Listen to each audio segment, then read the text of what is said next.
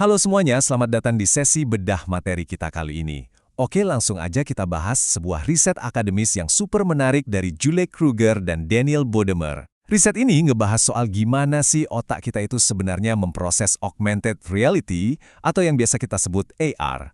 Sekarang kan teknologi makin bikin batas antara dunia digital dan fisik jadi blur ya, dan kita sering banget mikir kalau AR ini bakal otomatis merevolusi cara kita belajar. Tapi tunggu dulu, mendesain materi pembelajaran untuk AR ternyata jauh lebih rumit daripada sekedar nempelin teks virtual di atas benda nyata loh. Di sesi ini, kita bakal bongkar habis riset mereka buat paham persis apa yang sebenarnya terjadi di dalam kepala kita waktu lagi belajar pakai teknologi AR. Kamu mungkin mikir, wah AR ini pasti peluru ajaib buat dunia pendidikan. Bayangin aja sebuah kelas di mana informasi itu melayang-layang di udara, bikin siswa langsung ngerti saat itu juga. Keren banget kan? Tapi, buat tahu apakah AR ini benar-benar bisa mempercepat proses belajar, kita harus ngintip sedikit sains di balik apa yang disebut beban kognitif. Ada asumsi kuat kalau nambahin elemen digital ke dunia nyata bakal bikin semuanya lebih jelas. Tapi, kenyataannya, kalau kita nggak mendesainnya sesuai dengan cara kerja alami otak manusia, kita malah bisa bikin proses belajar jadi super lambat. Nggak mau gitu kan? Oke, kita masuk ke bagian pertama, pembelajaran AR dan otak kita. Mari kita mulai dari konsep dasarnya dulu. Percaya atau enggak, otak kita tuh ibarat mesin dengan bandwidth yang spesifik dan terbatas banget. Menurut teori kognitif pembelajaran multimedia, kita ini memproses informasi lewat dua jalur atau saluran yang berbeda. Apa yang kita lihat dan apa yang kita dengar. Masing-masing saluran ini kapasitasnya terbatas. Nah, kalau kita masukin elemen virtual ke dunia fisik pakai AR, kita pada dasarnya lagi maksa kedua saluran ini buat kerja lembur. Kenapa? Karena sekarang ada dua lapis realita fisik dan virtual yang rebutan minta diperhatiin sama otak kita. Lanjut ke bagian 2, aturan main multimedia. Biar browser di otak kita nggak ngeheng gara-gara kebanyakan tab yang kebuka, kita harus ngikutin beberapa aturan emas nih dalam mendesain pembelajaran. Disinilah konsep beban kognitif masuk. Kalau kita ngasih terlalu banyak informasi, baik itu fisik maupun virtual, ke memori kerja kita secara bersamaan, proses belajar bahkan macet total. Bayangin aja memori kerja kita tuh kayak meja belajar yang kecil. Kamu cuma bisa naruh beberapa buku dan kertas di atasnya. Kalau kepenuhan pasti ada yang jatuh ke lantai kan? Nah, tugas utama kita waktu bikin AR untuk edukasi adalah ngilangin yang namanya beban ekstraneus. Ini tuh gangguan-gangguan nggak penting yang muncul karena desain yang jelek atau ngebingungin. Kalau kita bisa nyingkirin gangguan ini, otak kita bakal punya sisa energi yang cukup buat fokus ke beban Jermane. Nah, beban Jermane inilah tempat di mana keajaiban terjadi. Ini adalah proses di mana kita benar-benar menyerap dan mengintegrasikan ilmu baru ke dalam memori jangka panjang kita.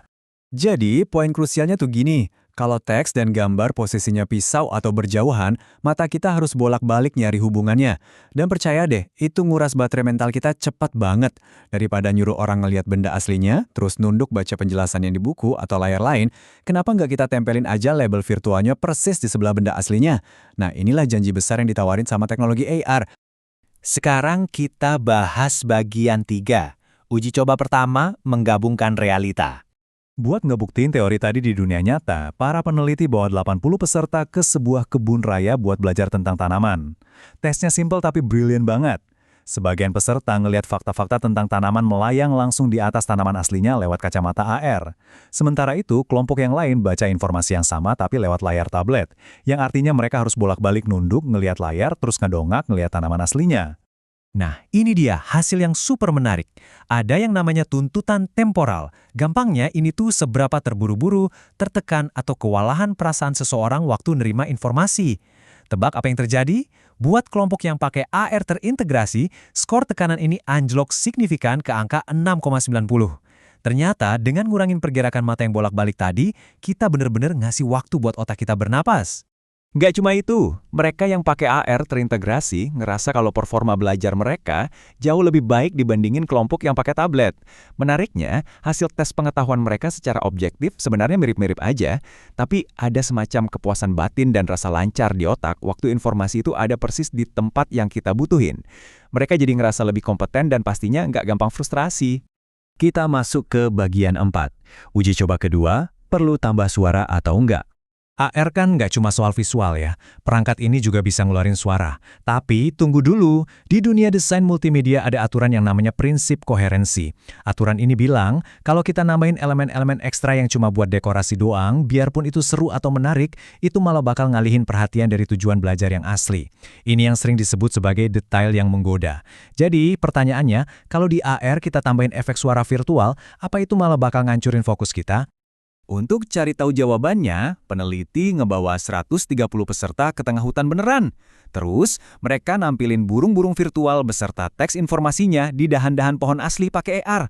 Nah, dari sini para ilmuwan mulai iseng nih. Mereka mau ngetes pendengaran peserta buat nguji seberapa kuat sih prinsip koherensi ini. Bayangin kamu lagi jalan di hutan, pakai AR buat belajar soal burung. Menurut kamu kalau tiba-tiba ada suara kicauan burung virtual atau malah suara lonceng yang random banget, itu bakal ngancurin konsentrasi kamu nggak? Peneliti ngetes 3 kondisi ini buat ngelihat apakah suara-suara tambahan ini bakal bikin memori peserta jadi overload dan bikin mereka frustrasi. Dan inilah plot twist-nya. Memang sih beban mental kerasa sedikit naik waktu ada tambahan suara, tapi perbedaannya ternyata nggak signifikan secara statistik. Coba deh perhatiin angkanya. Dari 8,60 pas nggak ada suara, naiknya cuma ke angka 9, sekian. Artinya apa? Otak kita ternyata gampang banget beradaptasi. Kita bisa dengan mudah nyaring suara kicauan atau bahkan suara lonceng aneh itu tanpa ngerusak proses kognitif kita sama sekali. Keren banget kan otak manusia? Terakhir, bagian 5, merancang realita yang lebih baik. Jadi, apa inti dari 2 eksperimen ilmiah ini?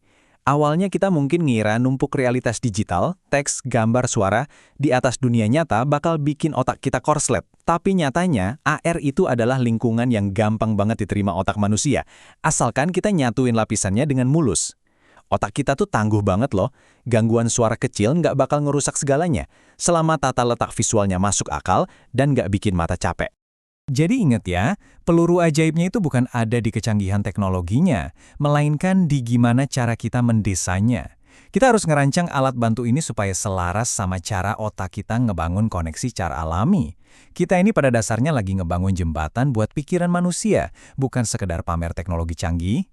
Di era di mana batasan antara dunia fisik dan digital makin memudar, entah itu di ruang kelas atau tempat kerja, pertanyaannya sekarang buat kita semua, gimana caranya kamu bakal manfaatin prinsip-prinsip ini buat ngebangun realita yang benar-benar bisa ningkatin potensi pikiran manusia?